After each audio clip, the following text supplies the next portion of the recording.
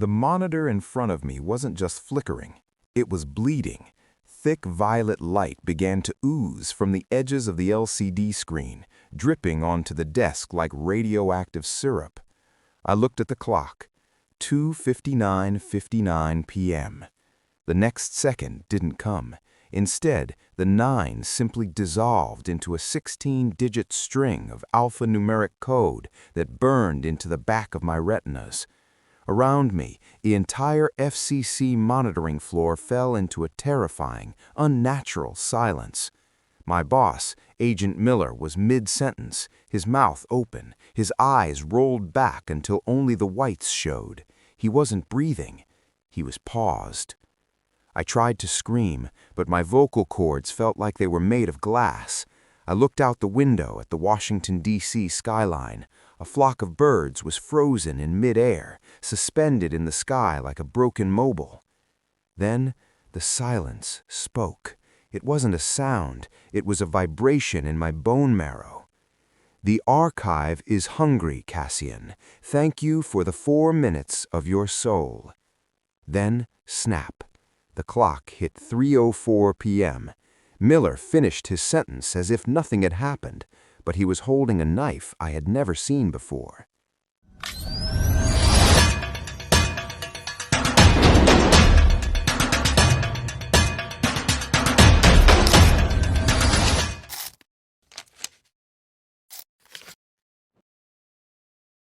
History is usually written in ink, but the history of October 14th was written in a blackout.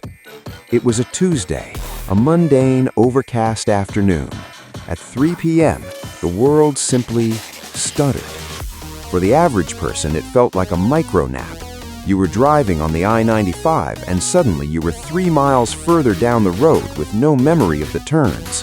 You were pouring coffee, and suddenly the cup was empty and bone dry.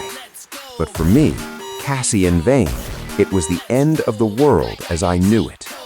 Working the grave shift at the FCC's Spectrum Monitoring Division, my job was to listen to the things the public isn't supposed to hear.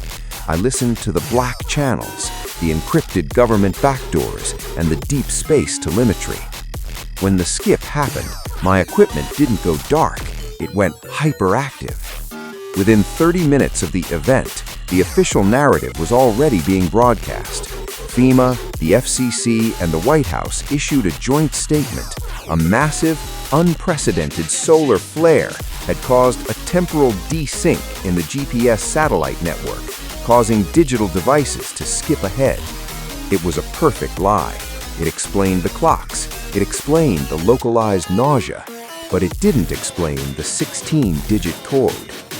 I spent the next 72 hours locked in my home office, analyzing the raw data I had managed to ghost drive out of the FCC servers before they were wiped. The waveform wasn't solar. Solar flares are chaotic, messy bursts of energy. This signal was architectural. It had a header, a body, and a footer. It was a firmware update. But the update wasn't for our phones. The frequency, a sub-audible 3.5 Hz, was tuned specifically to the resonance of the human skull. The Archon Group hadn't just glitched the clocks, they had used the National Emergency Alert System to bypass our consciousness and write data directly into our subconscious. I wasn't the only one who noticed. On the unindexed forums, the dark web corners where survivors of the Sarah 9/11 incident and the divers refactoring gathered, the reports were pouring in. User 772, Palo Alto. My smartwatch says I walked 4,000 steps during the 4-minute gap. My house was locked. Where did I go? User Vane Seeker. I found violet salt water in my sink. I don't live near the ocean. User 0118. I can hear a metallic tapping in my walls. Tink, tink, tink. It's counting down. I realized then that the 4 minutes weren't lost. They were stolen. The Archon Group had paused our physical reality to perform a mass integration. During those 4 minutes, they had moved bodies, installed hardware like the smartwatches and the 15 identity neighbors, and pruned the unstable variables. I tracked the origin of the EAS override. It didn't come from a government bunker. It came from a dark site in the Midwest, a decommissioned radio tower that shouldn't have had power for 30 years. I drove there on the 5th day. The air around the tower felt thick, like walking through a pool of invisible oil. My skin began to prickle with pins and needles, the same sensation Silas Vance described in the Thorn estate. As I approached the base of the tower, my car's radio began to scan through stations on its own. It wouldn't stop. It was a blur of voices, static, and music, until it settled on a frequency that didn't exist, 0.0 megahertz. A voice came through. It was Sarah. "Cassian Vane, you're late for your audit. The water is fine. Why aren't you breathing?" I entered the facility at the base of the tower. It wasn't empty. It was filled with people, but they weren't living in the way we understand it. Hundreds of residents from the nearby town were standing in neat rows, their eyes open, staring at a giant violet glowing pillar in the center of the room. They were sinking. I saw a woman I recognized from the news, a missing school teacher. She was holding a rotary phone, much like Caleb Vane. She was whispering a 16-digit code over and over. 0118-999-8119-9911. Every time she finished the code, her body would flicker. She would momentarily turn into a wireframe model, showing the copper wiring and the violet fluid circulating in her veins. The silent alert hadn't ended at 3:04 p.m. It had just gone into background mode. I knew the Archon Group would come for me. I was a sync error, a corrupted file that needed to be patched or deleted. I fled D.C. and headed for the Quiet Zone in West Virginia, near the Green Bank Telescope. It's a place where radio transmissions are restricted. If I had any chance of uninstalling the Archon firmware, it was there. I set up in an abandoned Cold War-era bunker. I stripped the walls and lined them with lead and copper mesh. I destroyed my phone, my laptop, and even my smart fridge.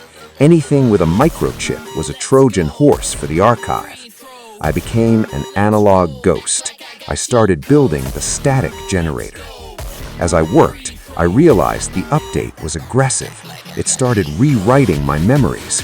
I would look at a photo of my brother Caleb, and the image would glitch. His face would be replaced by the face of Arthur Pendergrast, or Sarah, or the diver. The Archon Group was standardizing my past. They were replacing my unique, messy human experiences with optimized assets. I found the source code of the infection during a self-administered EEG. The 16-digit code wasn't just a number, it was a coordinate. It was the exact location of my soul in the archive server rack. 0118-9998-1991-1991. It was the same code Caleb had been trying to dial. It wasn't a phone number, it was an exit command. But to execute it, I needed to broadcast it at a power level that would likely fry my nervous system. On the 10th night, the bunker door didn't open. It dissolved. Silas Vance walked in.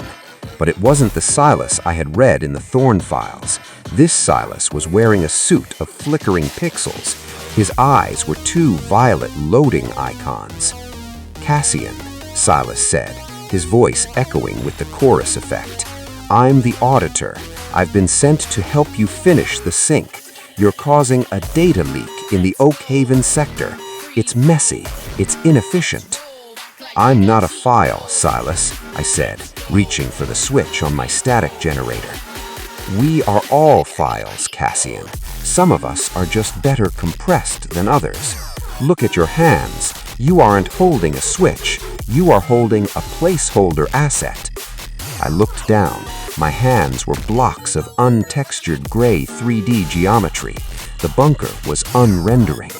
This was it, the hook moment. I ignored the visual glitches. I ignored the diver appearing in the corner of my vision. I closed my eyes, the only place the Archon Group couldn't fully render yet, and felt for the physical copper lead. I didn't use my eyes to find the car battery. I used the smell of ozone. I slammed the lead home. The world exploded into white noise. The static generator roared to life, broadcasting a garbage signal that acted like a digital flashbang. Silas Vance screamed, a sound like a dial-up modem being crushed. The diver shattered in a million violet shards. For 3 minutes, the silent alert was overwritten by human static. When the static cleared, I was alone in the dark. The bunker was back to being a concrete room. My hands were meat and bone again. But the cost was high. The static broadcast had wiped more than just the Archon firmware. I couldn't remember my childhood. I couldn't remember the color of my first car. I had uninstalled the Archon Group, but I had taken half of my own identity with it. I was a clean drive, a human without a history. I walked to the radio transmitter. I didn't dial the 16-digit code. I dialed 0. "Is anyone there?" I asked the empty airwave. "Is anyone there?" I asked the empty airwaves. A voice came back. It was faint, buried under layers of violet interference. "The water is fine, Cassian, but the archive is performing a system restore. Check your clock." I looked at the digital clock on the bunker wall. 2:59:59 p.m. The second hand didn't move. I felt the metallic taste return to my mouth. I felt the pins and needles on my skin. The silent alert wasn't a one-time event. It was a persistent state. The Archon Group didn't need to win once. They just needed to wait for the next leap second. I grabbed my pen and wrote this log. If you are reading this, the skip is about to happen again. You won't remember reading this. You won't remember me. But check your left ear. If it's ringing, you're still synced, and the Auditor is standing right behind you. 3 p.m.